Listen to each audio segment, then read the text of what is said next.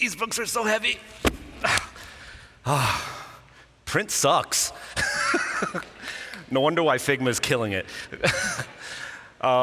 Thanks, everyone. My name is Jeff Staple.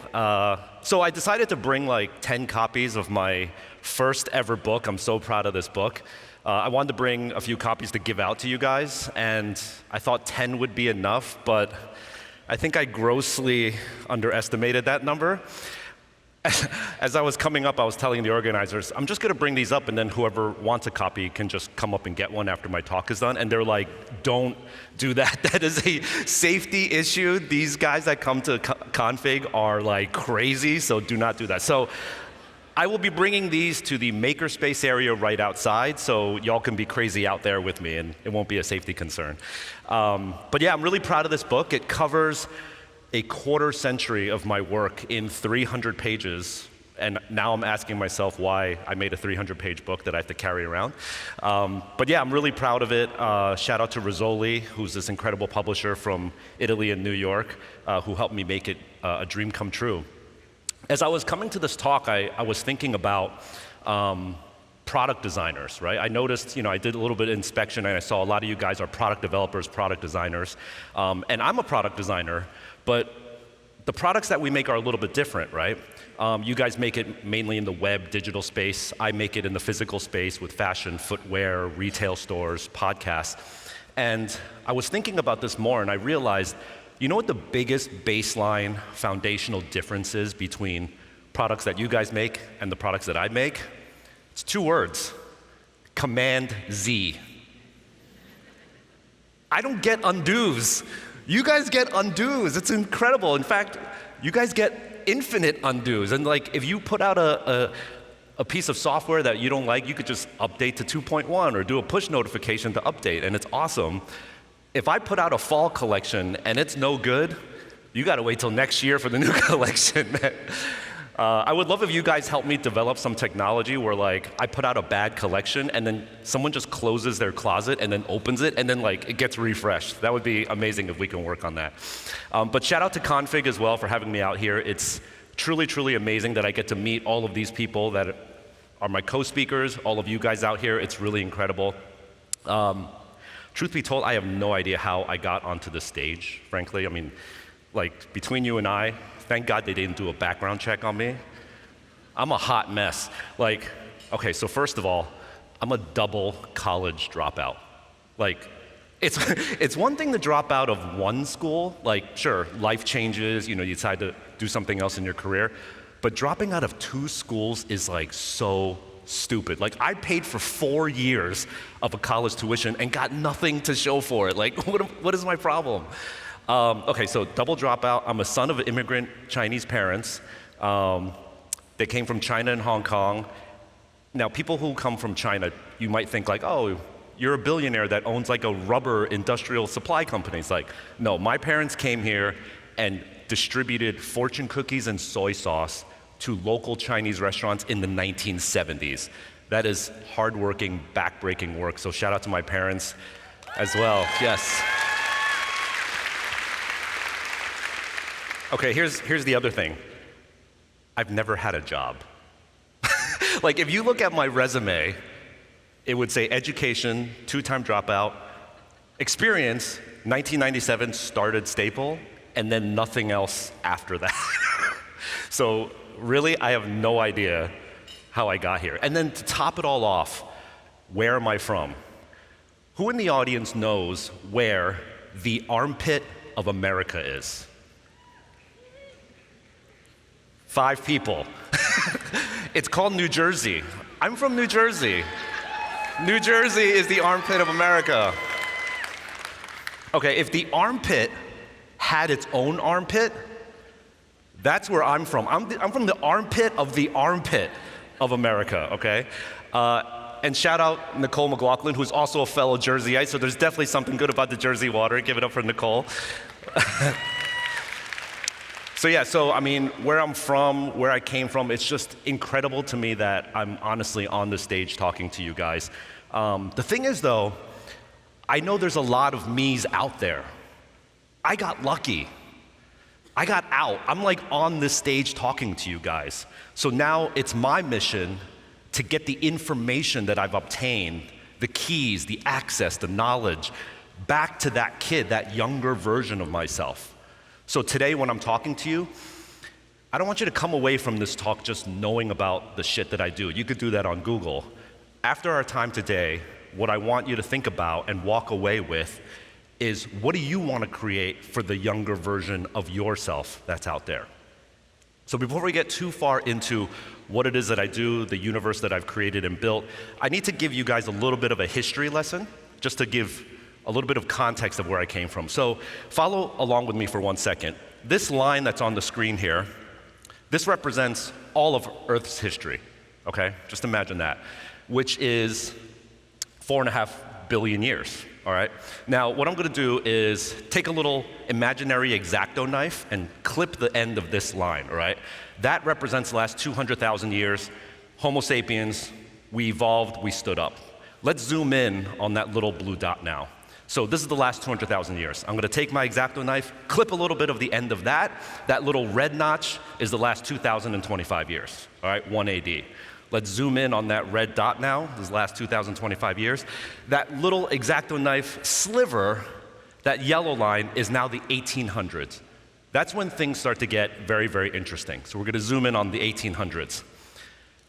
1858, a man by the name of Charles Frederick Worth invents fashion.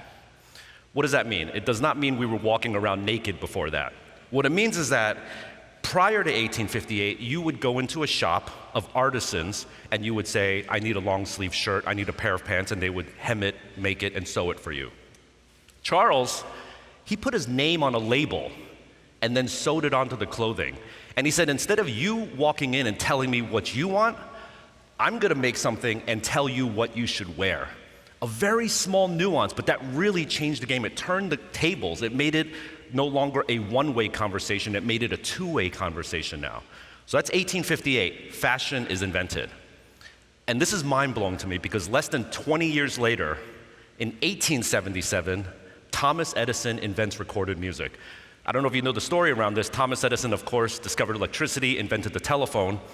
He thought of a great idea where he said, okay, I invented the telephone, that's awesome. What if you're not home and somebody calls you? I want that person to be able to leave you a message. So he invented this tin platter with a needle on it that inscribes into the tin platform. You come back home, the pin reverses the thing, the message that was scribed onto the tin platform, and then you hear the message. And he tells his assistant, I invented the answering machine. And the assistant's like, no, you fucking idiot, you invented recorded music. Because prior to that, you could only hear music live. That's it. Isn't that crazy to think about? Thomas Edison invents recorded music a mere 2 decades after fashion is invented. So this is also crazy. This is why I showed you the whole sort of like contextual timeline. 80 years later, less than 100 years later, okay, oops, okay. Wait, let's go back. Recorded music, less than 100 years later, skateboarding is invented. 1950, we're gonna go to Venice Beach, California. All the surfers are out there trying to do their thing. They realize when there's no waves, they wanna be able to practice their moves. So they take roller skate wheels and trucks, pull them off the roller skates, put them onto a wooden plank, and they realize that they can mimic the moves that they do on a surfboard onto the streets at any given time. Skateboarding is invented in 1950. A decade later, let's go to the Pacific Northwest. Punk music is born. Thanks to the revolution of the Rolling Stones and the Beatles, a bunch of kids in Portland and Seattle who didn't know how to play musical instruments, didn't know how to read music, decided to start making music in their garages. That's where garage rock was born, and that's where punk rock is born. We're now gonna go across the country to the Bronx, New York, 10 years later in 1970, when hip-hop music is born. Little known fact, we can actually ascertain who invented hip-hop music. His name is Cool DJ Herc. He was playing records outside in a park at a party. He had one turntable. And what he noticed is that when the musician or the soul singer would stop singing and the beat would play, kids would come out and dance more. The dancing went up. So then he had this idea, what if I took another turntable had a duplicate record on. When this beat ends, I'm gonna repeat the beat here. When this beat ends, I'm gonna repeat the beat here and keep going back and forth. That way the kids keep dancing. I'm going to break the beat, break beats. The kids will dance during the break. Break dancers, B-boys, DJs. Hip-hop music was invented on that day. Incredible moment. So when you add these things up, okay, we bring it now to modern day. Let's break this all down. You have the origins of skateboarding. Really naive, really niche, really core grassroots community. Now you have the current state of skateboarding. Stadiums, X Games, right? Massive sellouts. And then you've got what used to be an underground culture is now adopted by billion-dollar publicly traded organizations, right? Let's go to punk. The Ramones, CBGBs, really hardcore. Now you've got, again, sellout stadiums, big pop culture movements. And then you've got CBGBs is now taken over by John Varvatos, who did a collaboration with Chrysler, all rooted in punk culture. Hip hop, we all know the story of this. Here's that classic, iconic image. Now we've got this guy representing the current state of hip hop, and this guy calling him out on a Super Bowl stage level. Depending on which side of the beef you fall on, it's all good. So, my culture is born from all of this. We're the people who pioneered street culture. We are different. We're not the pro athletes. We're not outside spectators that are enamored by culture. We're not pop star, rock musicians that are paid to rep a brand. We are the artists. We are the designers, just like you and I. We are the actual creatives that live and breathe this culture. Individuals that dedicate our entire lives to this culture. I guarantee you that when Nicole and Ryan go home, they don't clock out. They don't say, I'm done. They're 24/7. I'm 24/7, 365. So, this is street culture. This is where I'm from. It's the mix of fashion, music, skate, punk, and hip hop all combined together. And this is the world that I helped build and I am living in right now. So, let's go back to this kid though. This kid's very important. By the way, this kid's now like maybe this old now, okay? So he grew up a little bit, right? And so this kid is in the middle of New Jersey, armpit of America. And in my class, I'm gonna give you some statistics here. I had 1,600 fellow students in my high school graduating class. 1,600. There were 5 Asians. 10 black people were in that entire school.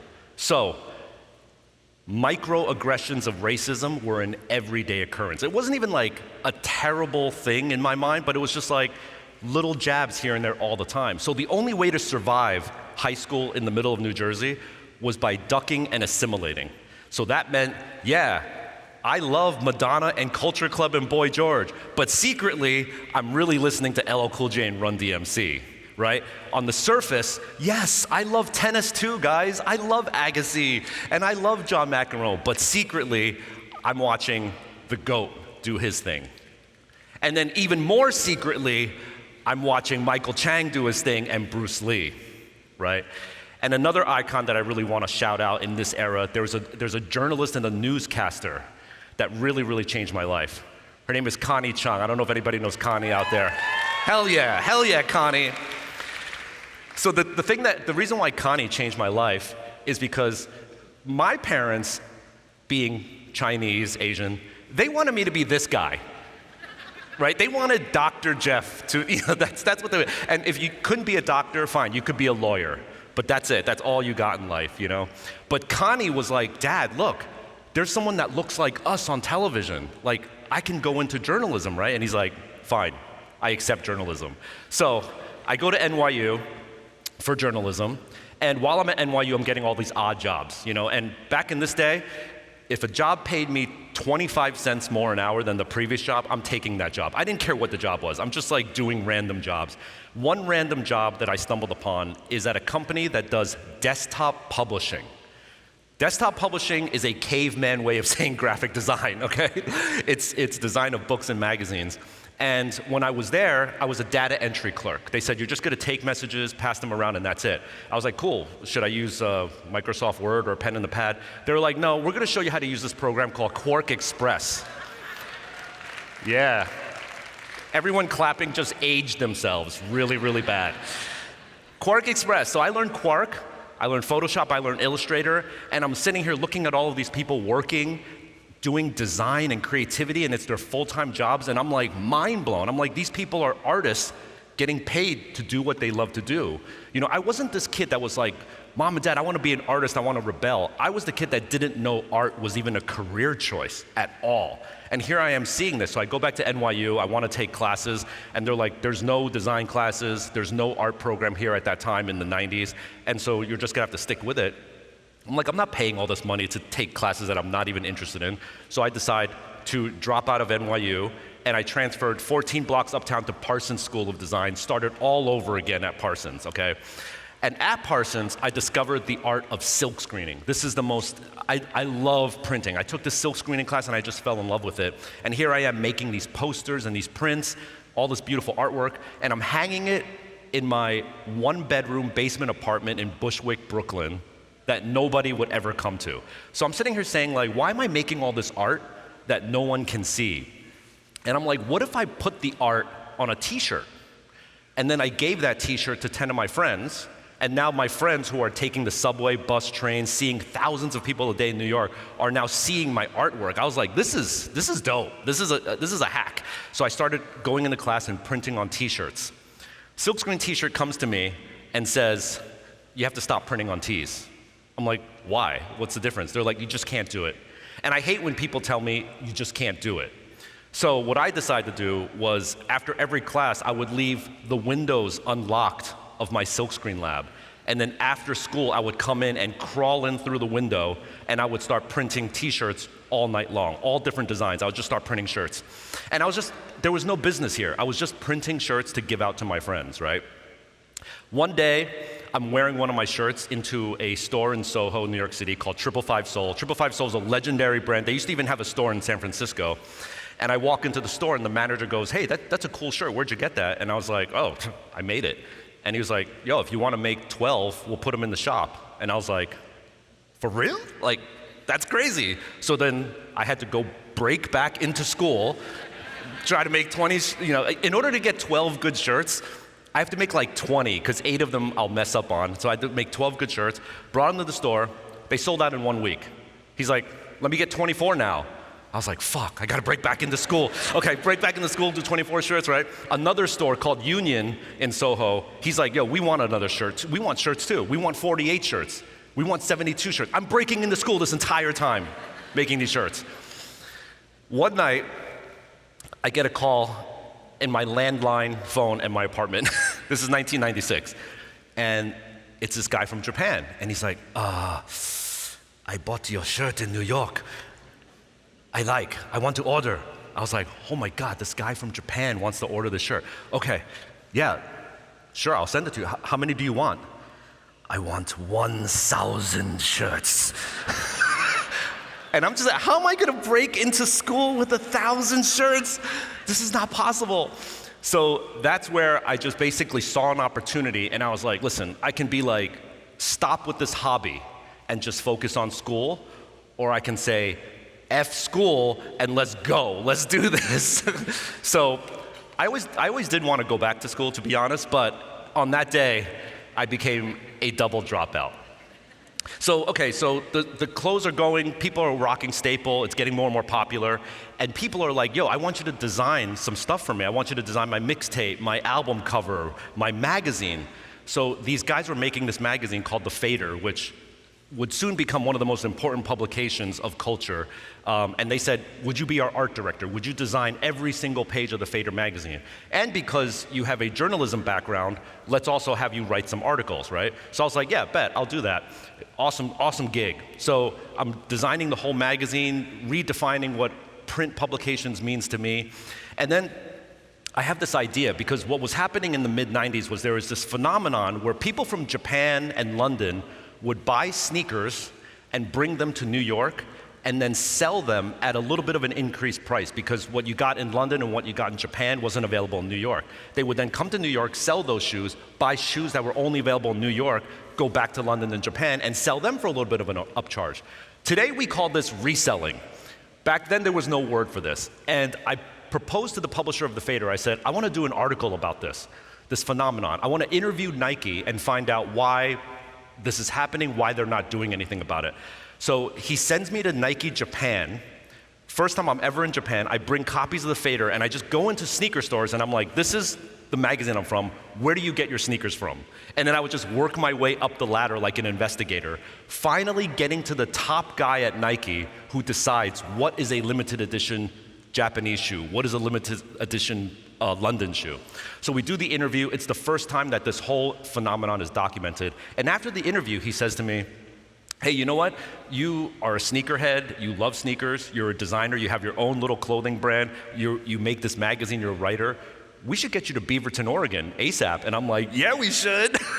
So I ended up going to Beaverton, Oregon, and really close after that, and we start working together with Nike. Nike comes to me one day and says, we want you to dedicate a shoe to New York City. We want you to design a shoe that is inspired by New York. And we want you to use the Dunk, which is like one of the most important shoes that Nike makes. And we want you to make it dedicated to New York. So think about an idea and come back to us. And I started thinking about the idea, and I'm like, you know what really personifies New York to a New Yorker? A pigeon. If you know, you know. A pigeon is just like this incredible spirit animal for a New Yorker. So I started sketching this idea, right? And I presented back to them. I'm like, what if the shoe looked like a pigeon? It had gray uppers, had a pink bottom. We have a pigeon on the side. And they were like, we don't think you heard us. We said a New York shoe. We don't understand what you mean by this. And I'm like, no, pigeons, I'm trying to explain. And they're like, we don't get it. And I finally told them, you guys out here in Oregon, if you got it, I failed. The point is that you're not supposed to get it.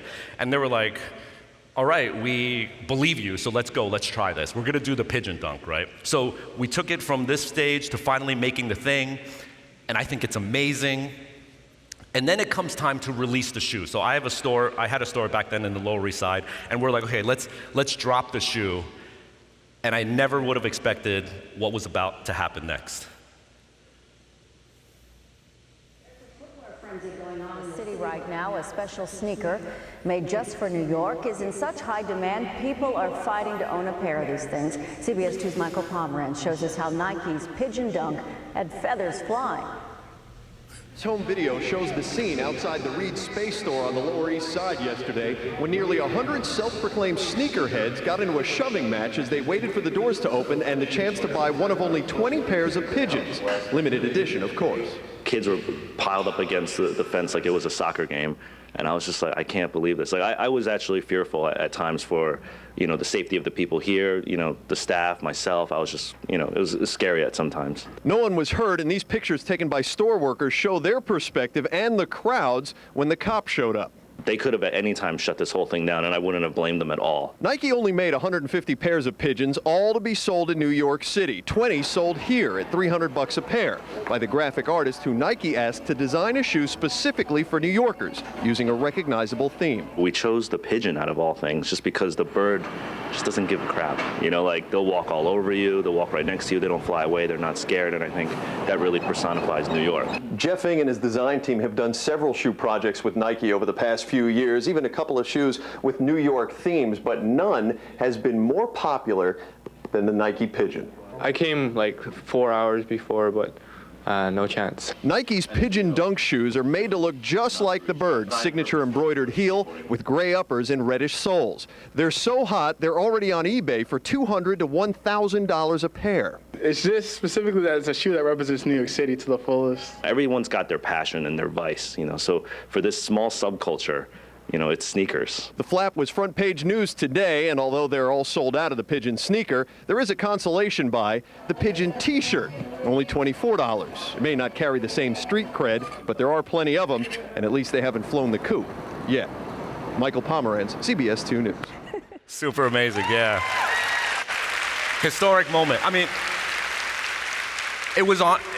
sneaker culture was so niche back then, it was on this day. People called this the BC AD moment of sneaker culture. This is when sneaker culture got put on the map. Next day, front page of the New York Post, first time a sneaker was ever on the front page of a New York City newspaper. And then, so you remember the guy said they're going on eBay for $1,000? Well, just recently, Sotheby's auctioned off a pair for $25,000. Now, I met the guy who bought this, right? And you might think he's an idiot.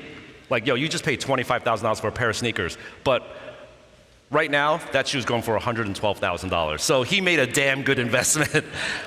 The moral of the story here is that somebody could call you crazy yesterday, and today you're a genius. Nobody wanted the Pigeon dunk yesterday.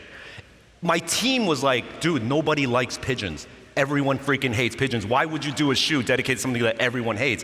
And I was like, no, there's something here, there's something here. And then the day after, it's like, Jeff, you were a genius for doing that. It's like, yeah, yesterday you were like making fun of me, so I don't even know. So the other concept I wanted to get across to you is this idea that we are flag bearers. Flag bearers, okay? This is a community. You guys are in a community. That Figma store that you guys have downstairs, that lineup looks like a Supreme lineup, man. I've never seen something like this. So even community members have this notion of like an if you know type thing, right? And some of you guys know already what I'm talking about. Like, right? Like, look, here's a Nike Air Force One of Nike's most popular shoes ever, right? This one has a little red box under it. There's a difference between the two. I want to see from the crowd, raise your hand if you know the difference between this one and what that means. Do you know what that red box means? Okay, there's about 10% of the room here knows the difference between the two.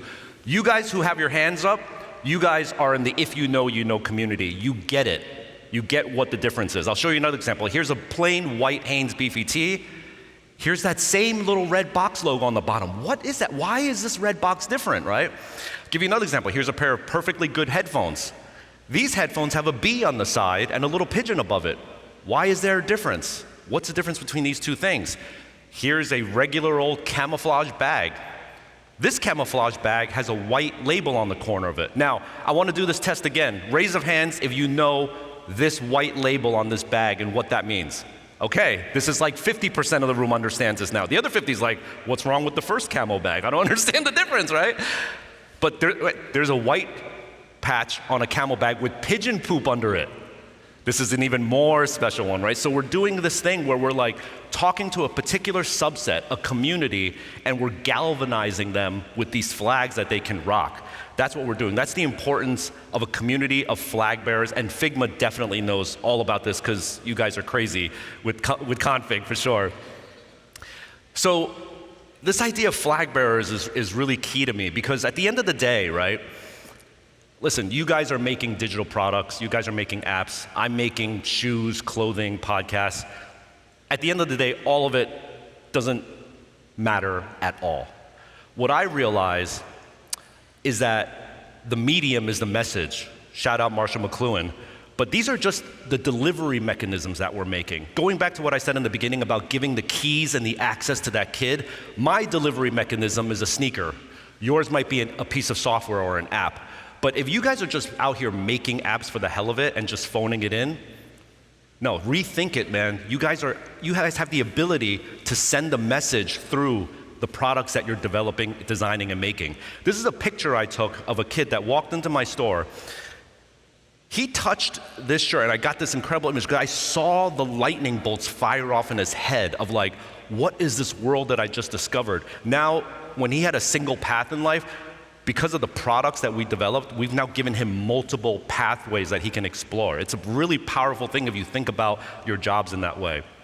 And I want to leave you guys with this message that I heard from one of an artist friend of mine. His name is Shirt. I used to have a podcast on HYPEBEAST called The Business of Hype. And I want to leave you with some words that he said. Even a kid that's broke, that's in their bedroom, that they feel they have no way, where are they going to get the inspiration from? You talk about the biggest inspiration is traveling, but that's like a blessed thing. Yeah. No one can travel. Pretty much no, like 1%, 0.5% of the world can travel. Like, So it's like the next best thing is like if you can travel, somehow get the information back to the kid. That was basically me. Yeah. Like that kid in the bedroom with not enough money for a Metro card, let alone a museum fee and the thing is, I don't like when people are like, oh, it's only a few dollars, or like the Guggenheim, it's free on Fridays. It's like, if you're broke, for people that have been broke, they know what I'm talking about. Like, you don't want to go nowhere. You feel like shit. you don't want to go places. So like even if it's free Guggenheim Fridays, like you're not going.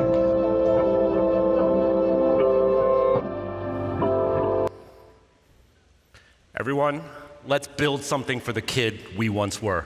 Thank you very much. Thank you.